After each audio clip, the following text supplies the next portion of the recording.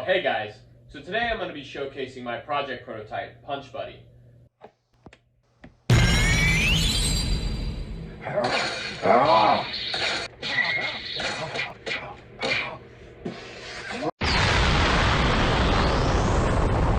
Anyway, so as you can see, every time I go ahead and punch at a surface, the LEDs will blink to show that the punch is on cooldown.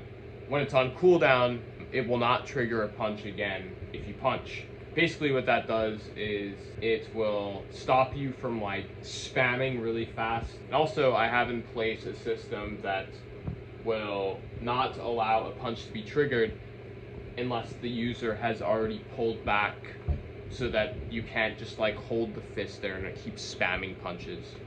I'll showcase that now. If you want to punch, you have to punch and pull it back. And I don't just have to punch the computer screen where the punch bag is. This registers if I were to punch anything. So this wasn't as advanced as I wanted it to be.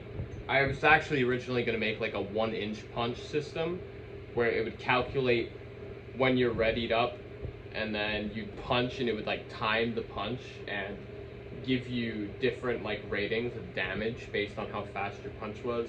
But unfortunately, I don't know if it's all of these ultrasonic sensors, but my ultrasonic sensor started bugging out after I had already written all of the code, of course. It worked perfectly before then, but then once I had all the code completed, it started getting really imprecise at like closer ranges, so I ended up having to scrap the whole thing and start from scratch.